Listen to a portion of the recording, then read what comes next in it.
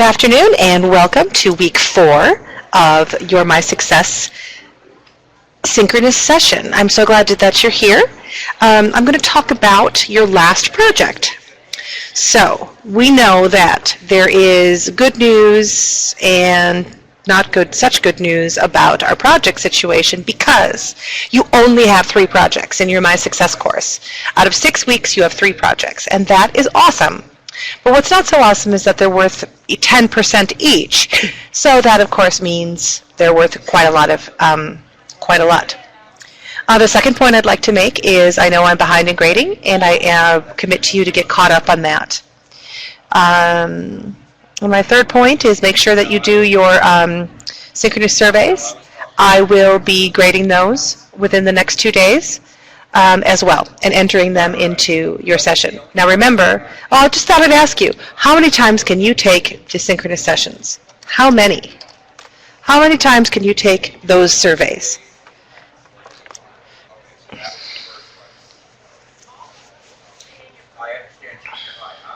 As many times as you want. That's absolutely correct.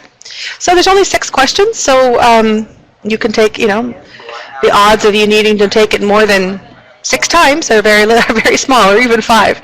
So that's up to you. So we will be talking about our final cover letter and resume. What to do with references, interview preparation, etc. Okay? So what I want to do is I want to look at our career profile first. So we're going to talk about the career profile, and then I'm going to show you a few other things. So this is what you will be graded on, and then I'm going to show you what the grading looks like literally. So first, then second. So you know what to expect. So in your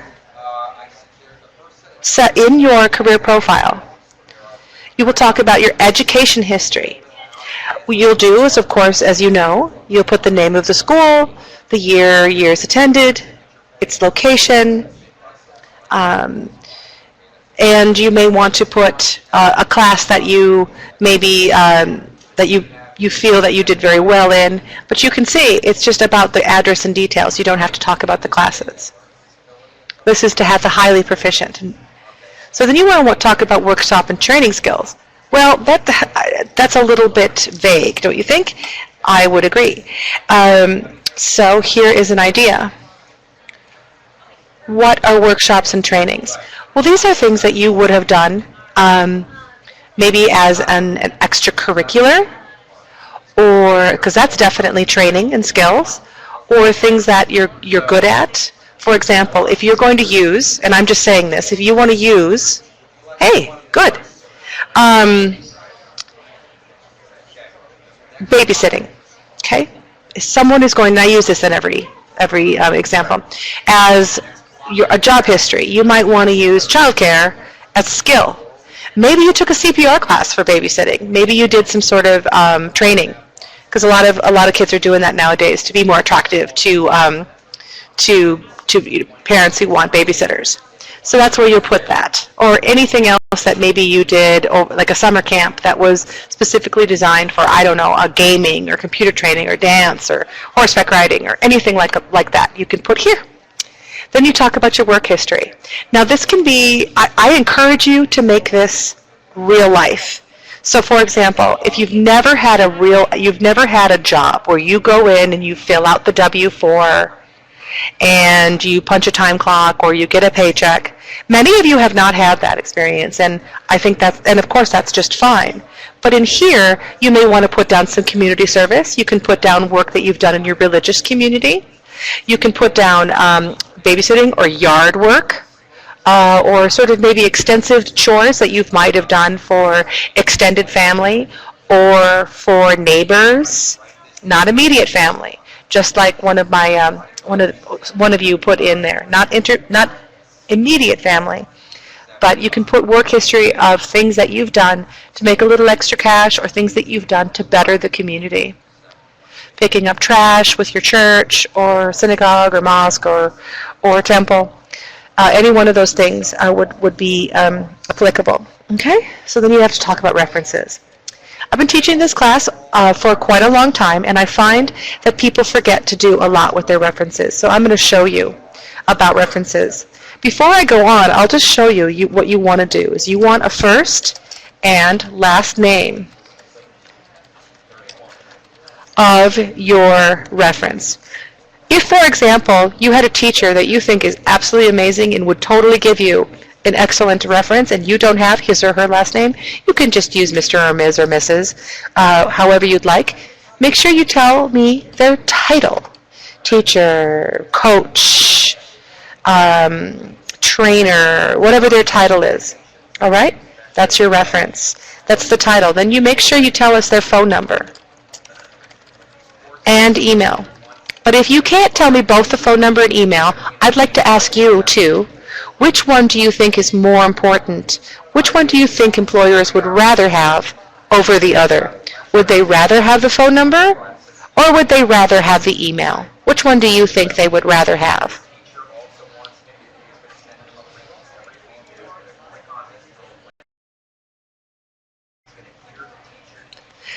You're right, it is the phone number. Actually, it is the phone number, and although we all although a lot of people are sort of afraid of the phone nowadays, and I get it. I'm not personally afraid of the phone, but I'm a chatty Cathy, and I'm old. But people do actually want to call your references.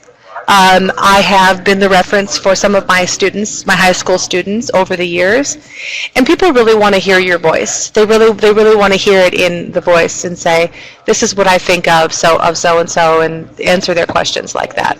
Okay? And it also kind of catches people off guard, although I have never been asked a question by a student's potential employer that was very exciting or original. So, okay, now your cover letter. Now we move on to the second piece of your full Project 4. Is it highly organized? Do you go 1, 2, and 3? Maybe you used one of the many templates that I put to you in Unit 4. Maybe you just wrote it with the information that you found in Unit 4. It's up to you. Or maybe you went out to the internet and you looked up cover letter templates and used one of those. Professional tone, it's formatted correctly, so you've got the addresses and you've addressed the person correctly and you've been professional. I think a very interesting thing that I have seen in some students is that their cover letters are too long. I myself was also guilty of this, but a cover letter shouldn't be very long. It should fit on one page, formatted exactly with the page references just exactly as is. It should be no more than one page, and your resume should be no more than one page. Unless you have a ton of research, like you've been a research scientist and you have a PhD and you've been involved in all of these blah, your resume should in no way be more than a page long. But do your best to make it a page long. Do your best to make it fill up most of the page. It looks really good that way. You don't want to make your font too big. I wouldn't go any larger than 12, 13 at the most. But formatting really matters. So I'm going to tell you a little secret. Okay, so I got to make this much larger. Guess how long a potential employer, that is not how you spell it, potential employer takes to look at your resume. How long do you have to catch that potential employer's attention, grab them? How long do you have? How long do you have to make an impression with your physical resume? How long do you think?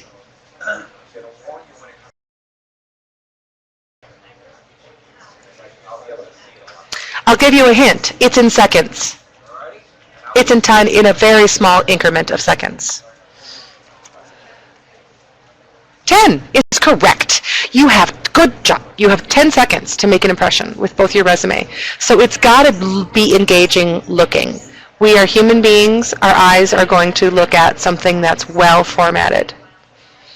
So if you were to err on the side of too much, too interesting, too creative, or too boring, I'd err on the side of too boring. I mean, you really want to be in between, but make sure it's formatted. Bullet points are awesome. Different sections, maybe different size fonts for your name. So those are all very strong things. Then we will talk about communication. Communication is my way of saying both formatting and conventions. Grammar, spelling, punctuation, citations, etc. So I'm going to close out of that. So now I'm going to take you to what it looks like. Let's make this larger. So when I grade your project 4, you are going to get this put into your. This is going to show up in that grading, in the grading area, in my feedback. So this is where that rubric is. So you can click on that if you have any questions. So then your education history will be a full 10 points. Workshops and trainings. So again, really stretch with that. Use my suggestions. Use suggestions in the course and do research on the internet. Just real quick, it'll take you 10 seconds.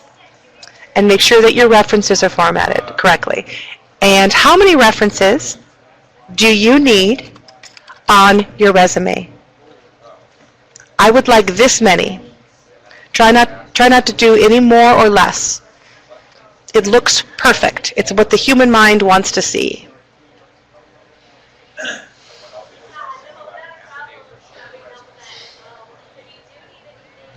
Oh, someone was typing.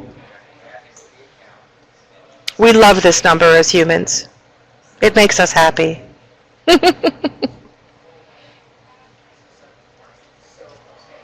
It's this many licks to the center of the Tootsie Pop.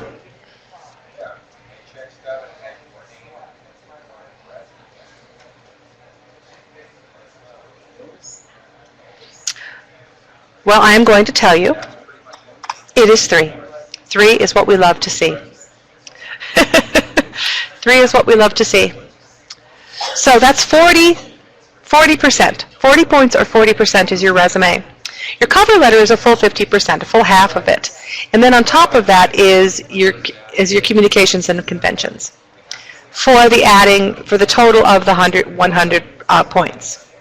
So that is what that looks like. So when you are graded, I literally use this. I go to the rubric. I use this to assess. I use that to assess, and I use this to put your information in. So let's close out of that. And I'm going to talk to you about how to write a resume and cover letter. So what do we want to put on there? Well, I've just listed for you exactly what I want on here. But this is more generic, and it's also, I believe, going to help you. You want your contact information, a job objective, if you'd like, if there's a job you have in mind, education, skills, and employment history. Basic font, right? My personal favorite is Verdana. There's Calibri, there's Times New Roman, there's Arial. These are all ones that are excellent choices. Don't get crazy. And for whatever you do, never, ever, ever, ever, ever, ever, ever, ever, ever use Comic Sans. Comic Sans can be something you can use with your friends and family, but never use it in a professional situation. All right? So, in 2 pages, it says 2 pages, but this includes your cover letter. And you can use a resume format, just like I put 41 different templates that you can use. But remember, you got to download those to a PDF. So if you don't do that, expect for me to write back, hey, I can't open this, can you please convert this? And I'll probably put some tips for how to convert something into a PDF, and I'll give you a 0 and I'll reopen it and you can resubmit. So it's no big deal. But remember, you guys, you gotta submit both of them at once. If you forget to do that, you can also just email me and say, or send me a message right in the project that says, Michelle, I misunderstood, or whatever. Can you please reopen this for me? I'll give it a 0. I'll reopen it, and then you'll attach both. All right. Make sure you put no personal information. That will make people very uncomfortable. And people don't like to be uncomfortable. And when they are uncomfortable, they probably want to put that situation and person out of their minds. Make sure that you don't put reasons for leaving. If they want to know, they will ask you. Avoid misspelling or grammatical errors. I think that goes without saying. And of course, no long paragraphs without bullet points. Okay. We've got a nice resume builder. It's free. It's called resume.com. You also have the resume builder in your AZCIS program. But keep in mind, it's clunky to downloads. You may have to do some copying and pasting. My apologies. Okay, so before I move on, I had asked one student, who should you not add to your resume? Who should you not add as a reference? Generally, what group of people, person or people, should you not add to your resume ever? Immediate family. If you, for example, want to sort of, for this class, get away with giving me your aunt or uncle or your grandparents' first and last names and tell me how maybe that they were a coach or something like that, that would be totally fine. In fact, you probably could do that for your first few jobs. So again, let's say your uncle or your grandpa was a Little League coach.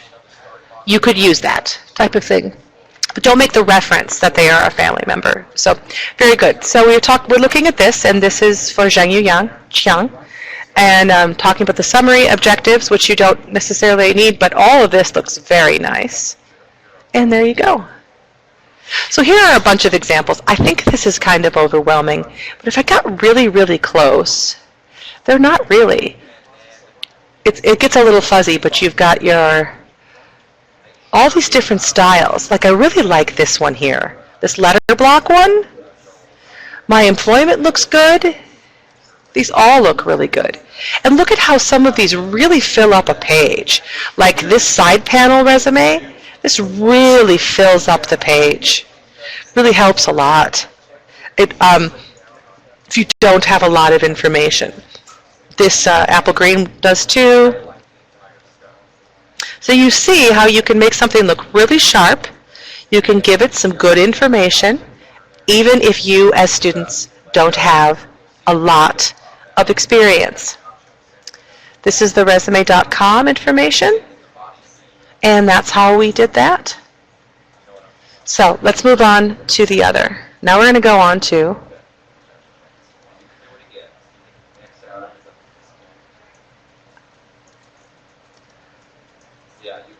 resume. So you want to explain why. I saw your position open for English teacher at Primavera Online Middle and High School. I'm very interested in this because I'm super great at computers and I love kids and I have a teaching certificate in English.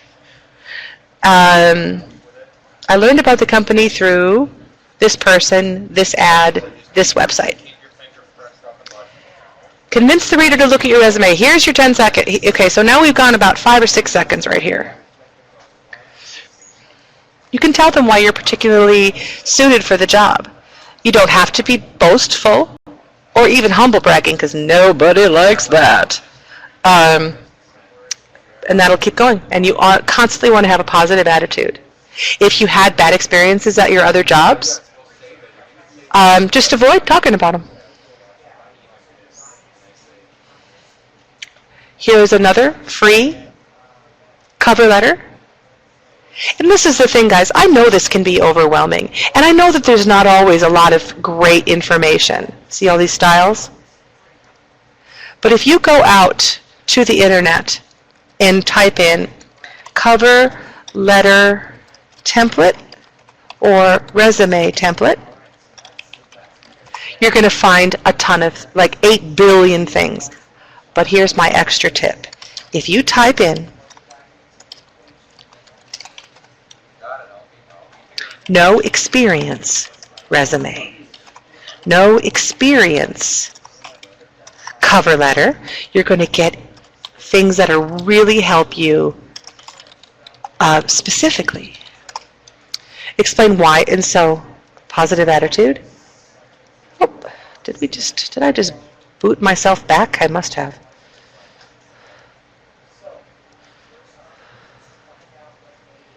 See all these things. I like this one. It's a little strange because resumes are going to be the same across, whether they're in a different alphabet or a different country, they're going to be the same. You want to grab someone's attention and keep them. Thank you. So, speaking of what I just spoke of, I'm going to take you to when I typed in no experience cover letter. Look at this. No experience teacher cover letter. Oh, I love this. I keep this in my favorites. All these cover letter templates. Teacher cover letter. Cover letters for entry-level teachers do 3 things. Then here is an example. So I'm going to give you that website right there, coverlettersandresume.com. Coverlettersandresume.com. And you've got the information here. You have all these other. I'm going to go back here and I'm going to look at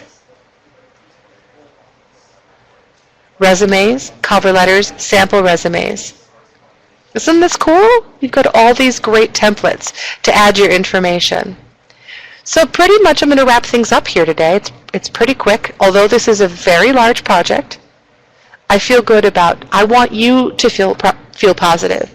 If you are uncertain as to what any of those categories mean, let me know.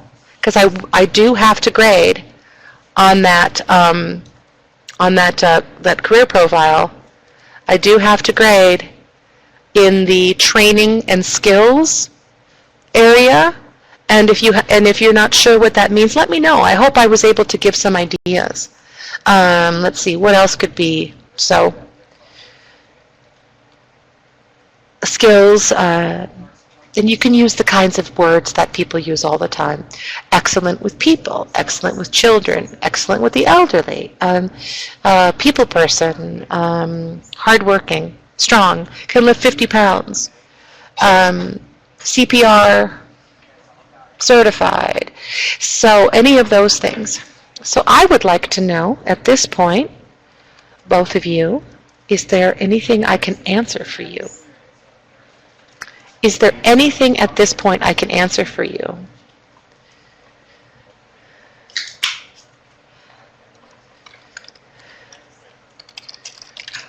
Do you have any questions? Is there anything I can clarify for you? No? Well, then I want to thank you so much for attending my short session today. And very good luck, and please keep in touch. Happy writing.